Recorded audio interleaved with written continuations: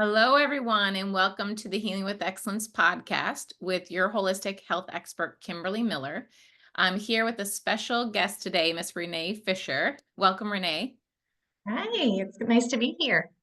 Yes, nice to see you again. So, Renee is a teacher that I met several years ago, like a little bit over a decade ago, but she's also become certified as a Healing with Excellence practitioner and a neuromuscular restoration specialist because of her history with healing. And she was a huge blessing to me to meet her 11 years ago. And so I'm grateful to be here with her today. So, Renee, I wanted to share a little bit about your history. When we met back in like 2013, you were dealing with some chronic pain, and then how did you, well, let me ask, what were you dealing with at that point? Let's share that, and then we'll talk about how we crossed paths.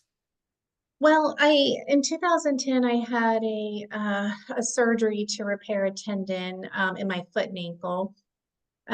Looking back, I probably didn't even need that if I had found you first. But anyways, I had that done because I had kind of exhausted everything else to fix that.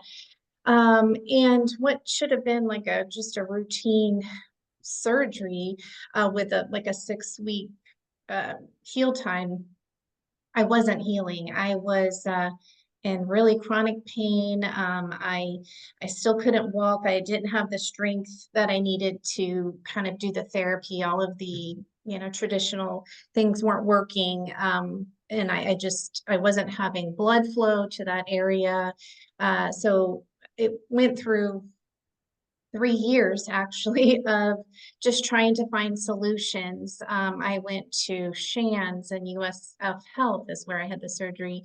I went to acupuncture and orthotics and plasma injections, and I mean, you name it. I kind of exhausted as much as I could, and just wasn't healing. And I was in a lot of chronic nerve pain, just burning pain. That just wouldn't kind of let up. So I was on medication. They kind of told me, okay, well, we can't do anything else. You're just going to go to pain management.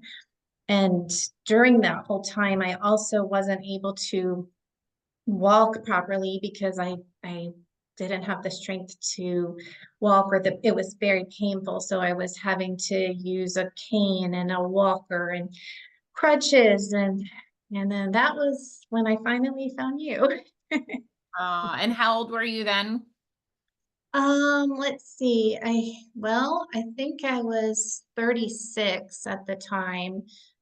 So I'm just a couple weeks shy of my 50th birthday now. So yeah, it was a tough journey because I was also a mom, and I just felt very limited trying to work and just do the things that I enjoy.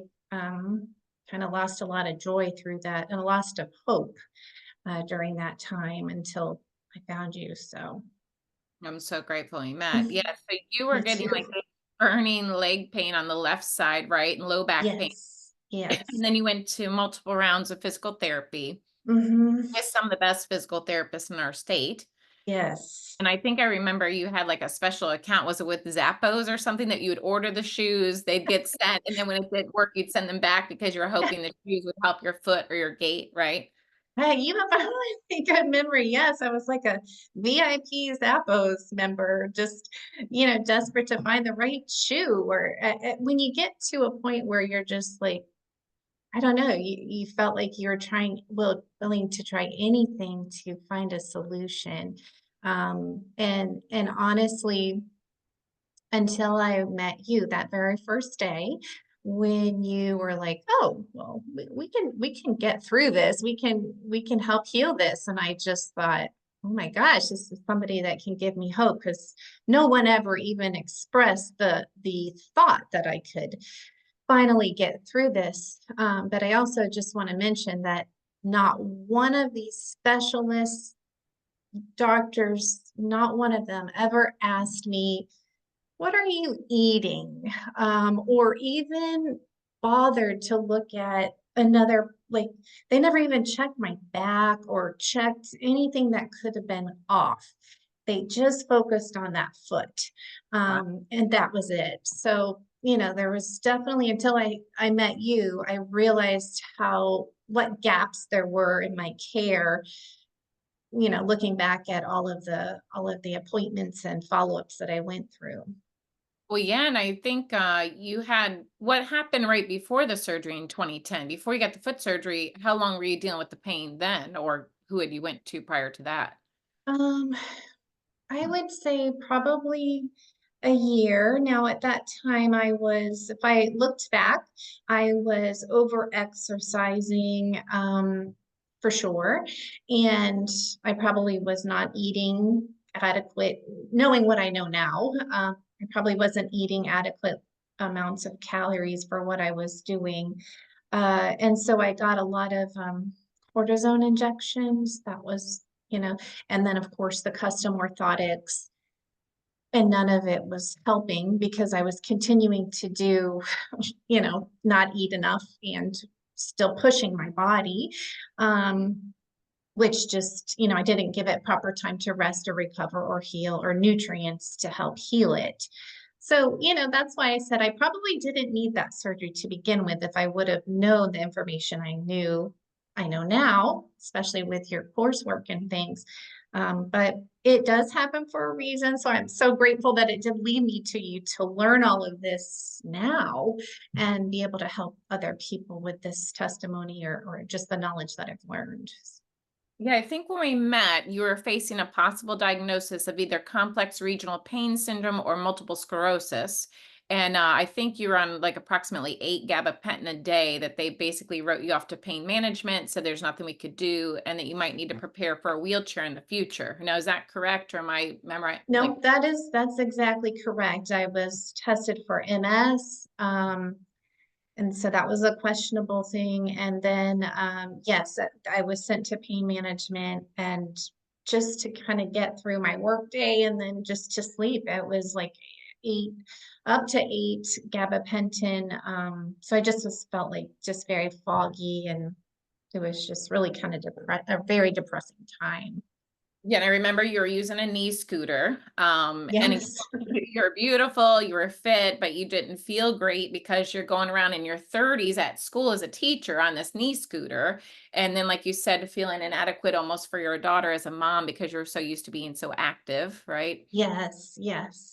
No, it's That's so interesting the behind the scenes on how things work. So at that time, I had healed an incurable diagnosis of myself, but I did not know that some of the things I learned would help other people with other diagnoses. And you are one of the first people that came into my office with an incurable diagnosis that exhausted all modern medicine outside of me, because most people were coming to me for fitness training and aesthetics and that. And I don't know if you remember, but I was actually contemplating closing my gym, going back to the corporate world, getting my easy paycheck, because owning your own business can be very exhausting. And when I learned that I could heal myself and I started healing, I was getting judged by some colleagues and some people in the medical field. And there was some comments made. I'm like, why am I going to stress myself trying to convince the world? I'm going to leave, go back to the corporate world. And at the same time, Choka Chatty was having a fundraiser, and I decided to donate a fitness camp. And you were the one packing the gifts for everybody for the auction or whatever it was, and you saw my card that said functional movement specialist, and you're like, oh my gosh, there's someone right up the road when you've been driving like 3 hours away. Do you remember that? Yes, that was, I just feel it was true divine intervention because I still remember sitting at my old house looking at the card thinking, my goodness, this is somebody right here that might have the answers. And no, never looked back after that. It was like I made the appointment and went in and just, it's not an understatement to say that you truly gave me my life back. In fact, just on a little bit of a side note, my husband and I were talking about just randomly, like, what are the top 5 things you feel like that were worth the money? And, we were talking about like a sleep number bed, and I had some LASIK eye surgery, and we both said the first appointment with Kim Like Aw. that was worth every penny. Not that it was a lot of money or anything back then, but it's just like it was just, it changed my life, changed the trajectory of not just mine, but my family's too, and far reaching of my colleagues. And so it's worth every penny back then and today.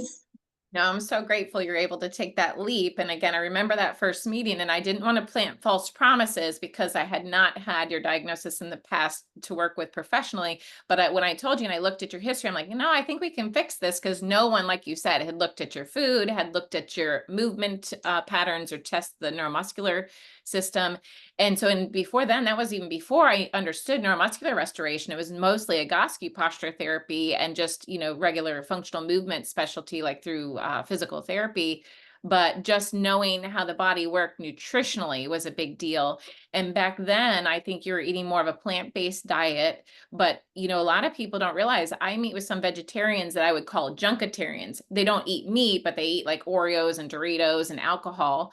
And so that to me isn't really a healthy vegan or vegetarian. But you were someone that was very diligent. You like made your own bean burgers. You ate like really healthy. And I think you were taking a supplement at the time that was in line with veganism or being a vegetarian. And that was a huge key point to your pain.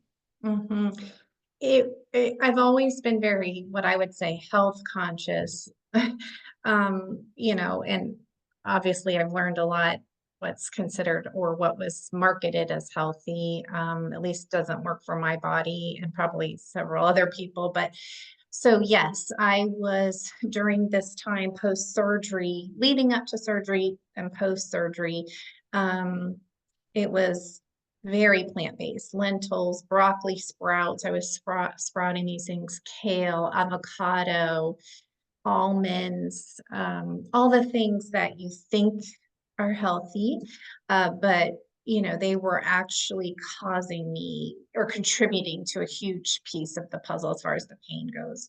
And also a totally inadequate amount of protein, especially trying to heal from an injury. No one told me, make sure you eat some protein or some animal-based protein at least. So again, that was just a huge piece of the puzzle that was overlooked for my healing journey. Yeah, no, I appreciate you sharing. And like for me, what I saw just from the initial assessment, not even knowing the things I know now, is that it was too low of total caloric intake, because when you eat a lot of healthy food, sometimes it's hard to get enough calories because they have a lot of volume and they take up space in your belly, especially with high fiber, but may not be enough calories to remodel the tissue or to give your body energy. And then we learned a little bit about things like anti-nutrients. Like I thought maybe kale had high oxalates and that was causing part of your pain like spinach would. But then I also learned that we learned together that it impacted things like heavy metal toxicity. And so between the protein deficiency, the anti-nutrient ingestion, the too low of calories, and just being a very busy woman, there wasn't Mhm. enough coming in and not enough of the right materials to heal the nervous system, to heal the muscle and the tendon. And so I was grateful that we were able to explore that, navigate that. But as you know, because tissue regeneration takes a little time and learning how to change our habits takes time, we knew that it wouldn't happen overnight. I would say it took us about, I would say 9 months. I mean, a full year probably for the real true healing, I would say, but definitely Mhm. a diligent 9 months, wouldn't you say, of us going through changing your nutrition, doing the posture therapy? What would you say? Yes. Another piece I wanted to mention that goes along with this is I lost my menstrual cycle during that time as well, knowing that now I wasn't eating enough. I also went to my gynecologist about that, and they did like a DEXA scan, and I was actually had some osteopenia in my hip from the bone loss from not eating enough. And he basically looked at me and said, well, you're not that skinny that you didn't, that shouldn't have been the reason why you lost your menstrual cycle. Oh, And I was very thin. I was very thin for my yes. weight. So why I'm telling you that other piece is that when the first session that we met and were asking, you asked about that, knowing that probably was a problem that I would have had. And I did. And so part of that healing journey, yes, well, it did take 9 months. Things came back within that. So I would say maybe within 3 months, I already got my period back. And then through that whole journey, I was able to cut back on the medication. So yes, I would say before I was fully healed, it did take diligence and trust and consistency. Um, just that was the huge piece. And because I was seeing little bits of progress and just feeling better. And the fact that I remember, saying, I can eat steak and potato and butter, and it was like I had died and gone to heaven again, that I this was actually gonna be good for me. So there was joy in that healing process too, because I had what you would consider most food freedom. I had trapped myself into what I thought was this healthy box. So yes, to answer your question, I'm sorry I went off on a little bit, but it did take that period of time, but it was so worth being consistent through there to see those wins. No, you're perfect. And I believe everything is said at exactly the right time for the right people listening. And that's why this podcast is not edited. One, because I don't have time for it. Two, because I think genuine authenticity is the greatest way to help somebody heal. So I love whenever you're led to say something else, just feel free to do that, because I have my perception of how things occurred, but you went through this on your own journey from your perception. So it's really important as the health coach, the guide, the advocate, and the patient or the client to share both of our experiences, because each person listening is coming from a different side, and some people have experienced the same things you and I are discussing, so I Yeah, appreciate you sharing that. And no, so that's the thing too. When you're in constant chronic nerve pain, we had to really look for small moments of light. And I remember telling you, like, we did the pain scale just 0 to 5, so it wasn't too high. 5 was high pain, 0 was nothing.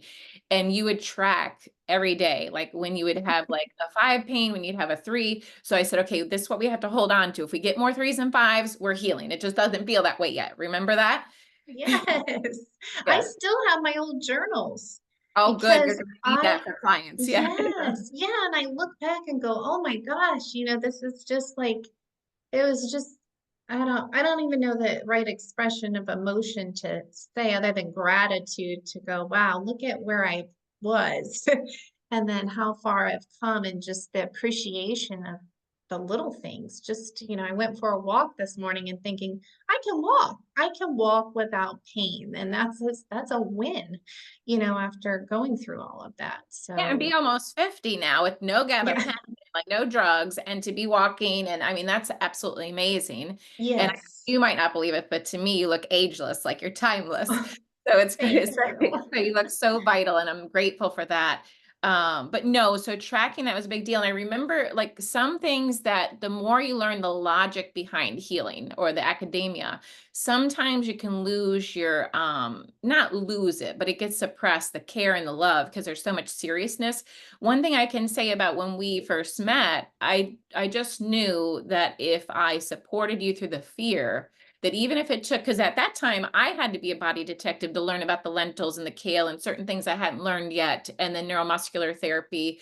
And so although I knew you're going to heal, there was things that I felt I needed to learn to help continue your healing path.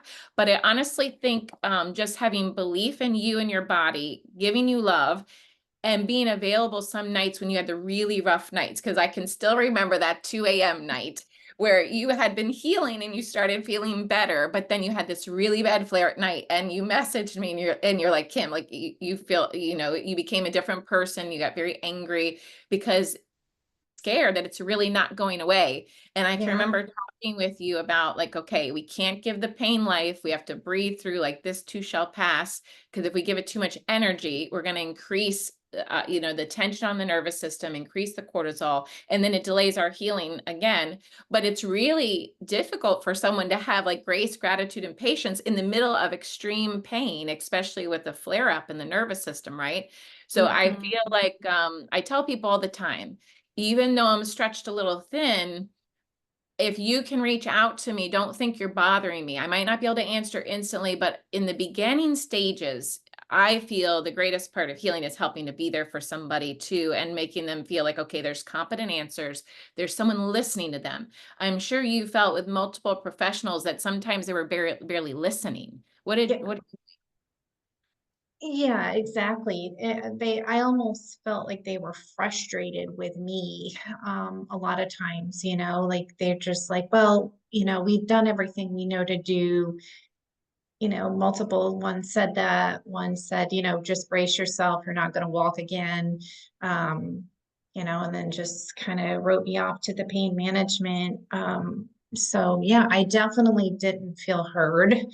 Um, and just felt dismissed and really hopeless at that time, and that was, I think, what made the biggest difference for me with you, is that I did feel that, when I went in, and I didn't know what to expect. I didn't know what a functional movement is. I didn't know any of it. So it's just like I remember leaving thinking, gosh, she asked me questions that none of these people ever asked, about the whole picture, not just the one piece of the puzzle.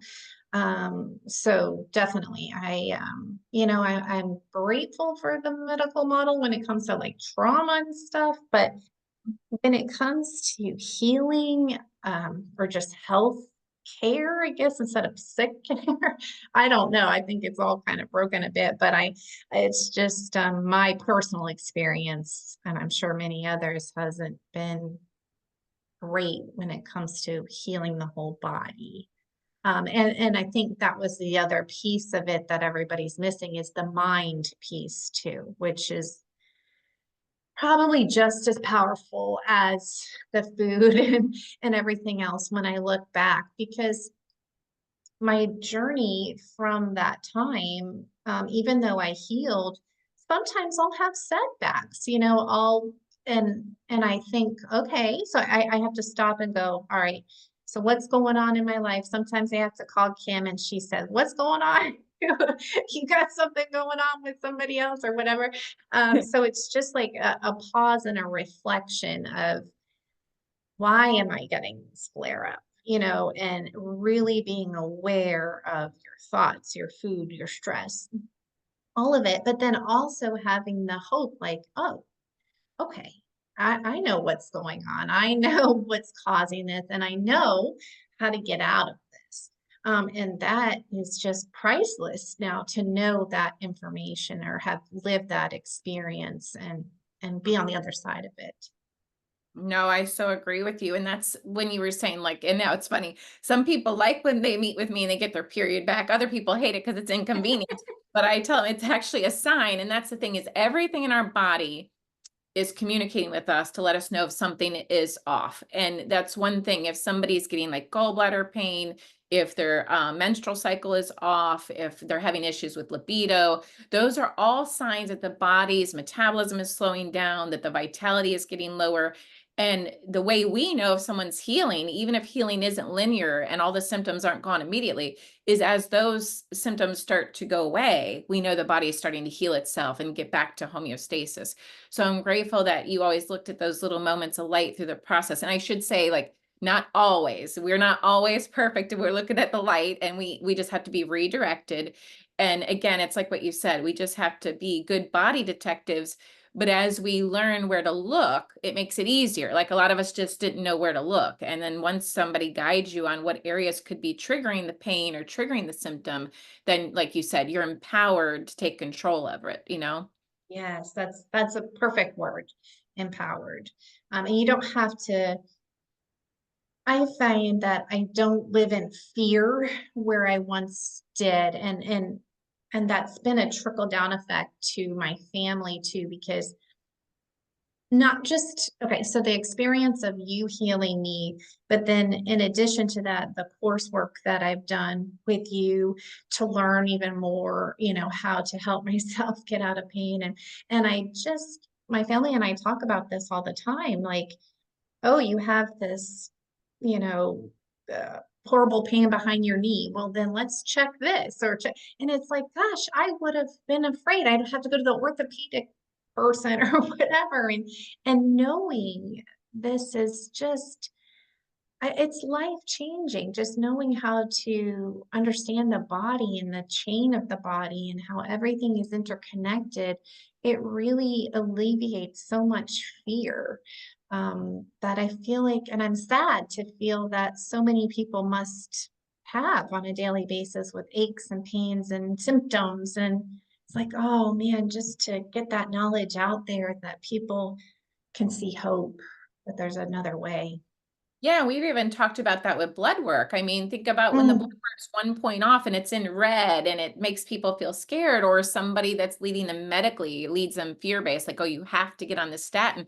So I'm just going to share a couple of things quickly about how all this had a trickle effect. Your husband had chronic migraines where he carried an emergency migraine medicine on his keychain. So after we met, that went away. I think it's hmm been 10, 11 years, and he just recently had a couple migraines 10, 11 years later, but he figured out what it was pretty quickly, started healing that, didn't have to deal with what he used to deal with. And then I met with your daughter at some point and helped her with some things. It was so amazing to meet with her. I think she was like 12 or 13. And she told me, she goes, Kim, I didn't want to hurt my mom's feelings, but it was so weird having her on the scooter and I was so worried for her, and then her not able to do certain things. It completely altered her life getting her mom back. And you Yeah. just don't realize what's happening on the trickle effect, and then helping your uncle with a back pain and your dad and your mom with things.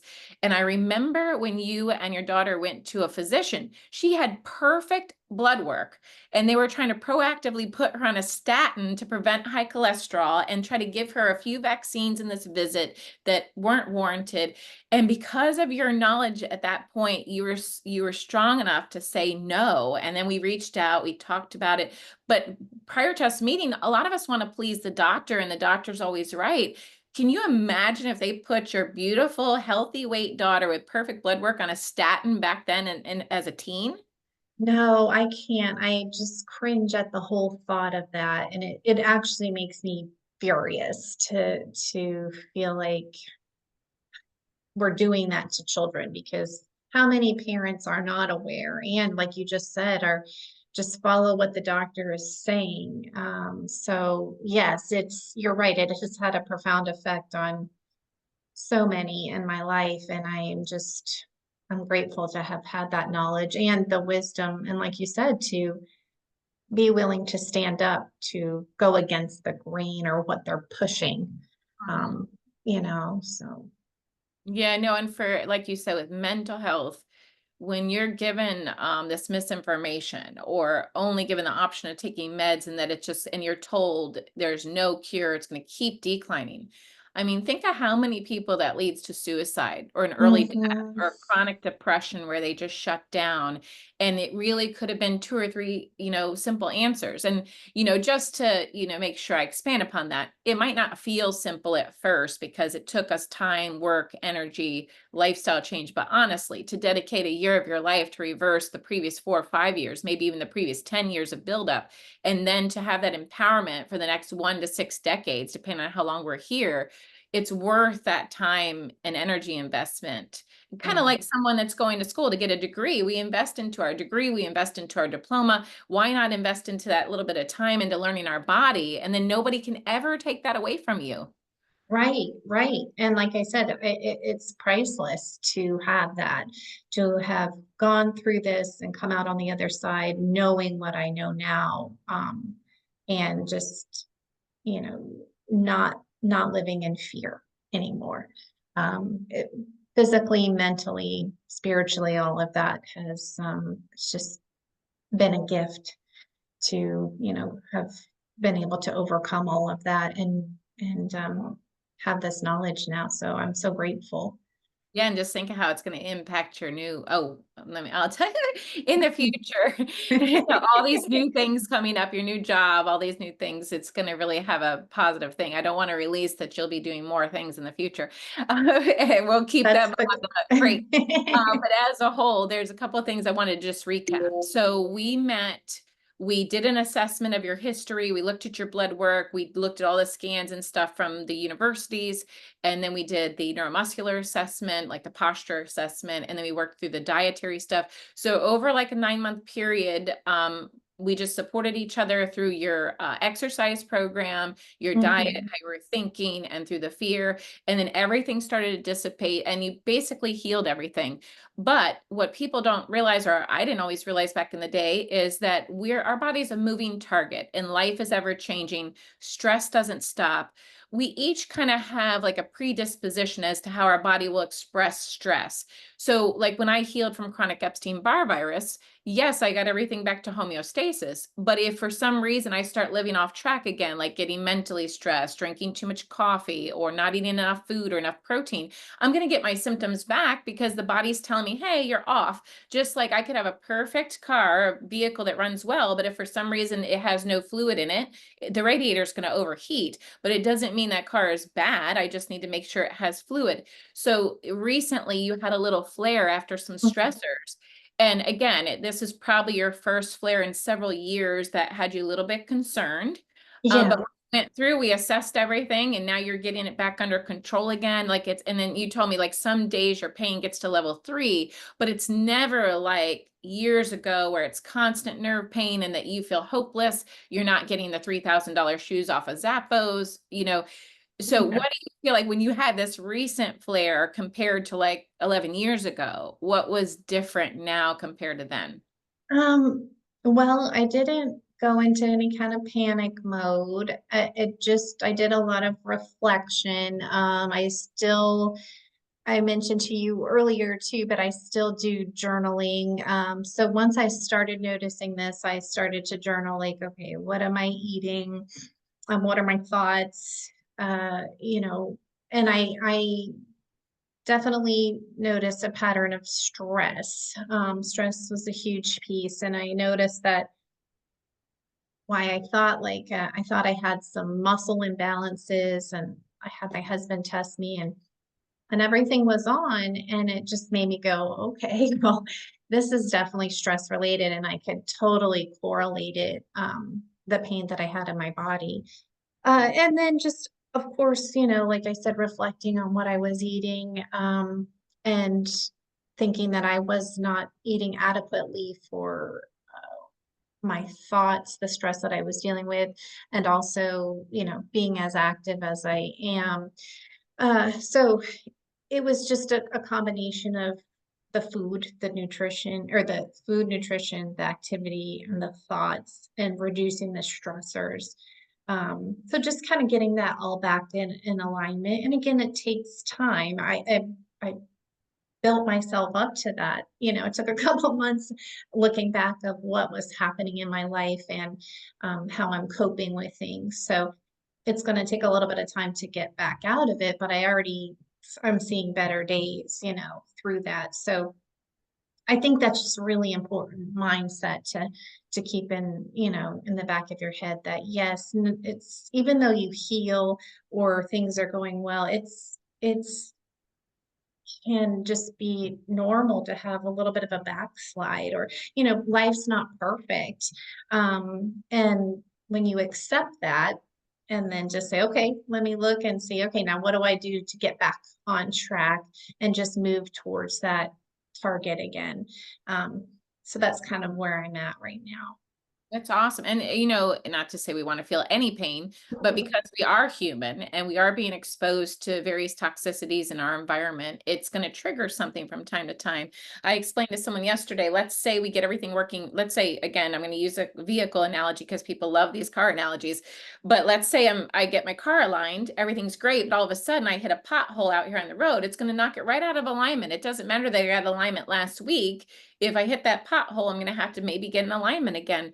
our body is much the same way. We could have been doing everything perfect, and then we could have this one very stressful week, whether it's perceived stress or just what we call cellular stress, where we didn't know, like maybe some food we had at the work birthday party, or maybe this new skincare we use that maybe our body perceived that as stress because maybe there was a toxin, and then it flares up our symptoms. But the symptoms don't have to be permanent. They're just like a little check engine light letting you know that something's off and that we just need to change course. Sometimes we ignore the check engine light and push through a little bit, and then the check engine light gets a little bit brighter. And Yes. what's negative about being empowered with knowledge is sometimes we'll do that a little bit. Like, I know me now, I'm like, oh, I can push a little longer because I know how to fix it. But that's not good, because it doesn't No. always mean we're going to get the chance to fix it. So we need to proactively like do what we value. And it's funny, I just did that 111 steps to healing with the webinar, because I'm like, I told them that not only do I want to share this with you, I need to remind myself about Yes. it, because again, knowledge is not power unless it's applied. So we have to make sure that with all this wisdom, we're actually applying it. And Yeah. you and I discussed that what's hard too, not just the thoughts, but with food, once we heal, sometimes we're like, oh, maybe I'll eat this again or eat that again. And we don't realize that our body could have a sensitivity. Like for you, we learned that lentils were a big deal for you. Now, who would know lentils would cause you an issue? And for a lot of people, oatmeal is supposed to be this good food, but a lot of people have a sensitivity to oatmeal. It's not technically a health food. It's kind of like a filler food. And so we learned that, okay, even though I'd like to have these things, maybe once a month I can have them, but I can't have them as my regular daily diet or my weekly diet without getting a symptom, right? Yes. Yes. That's been, the other piece is kind of like the food detective of what's causing me.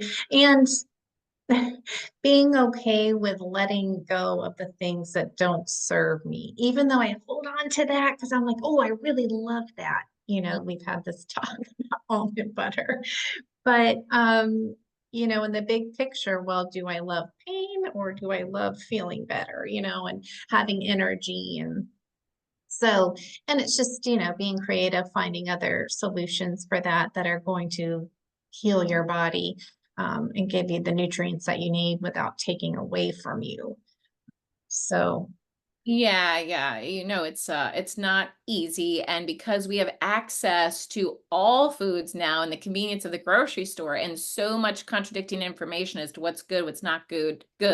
And we make a lot of choices nutritionally based on like either what we think might be healthy or what we're craving that day, or how busy we are might dictate how certain people eat. And what's tough, because mhm. we have access to everything, we could really make some inadvertent mistakes on what we're eating because there's so many options now. And that's what's a little bit tough, is like being a food detective and sorting through what's right and what's wrong for each person's specific body is not easy. And as you know, I was in dietetic school, and that's when I was at my worst.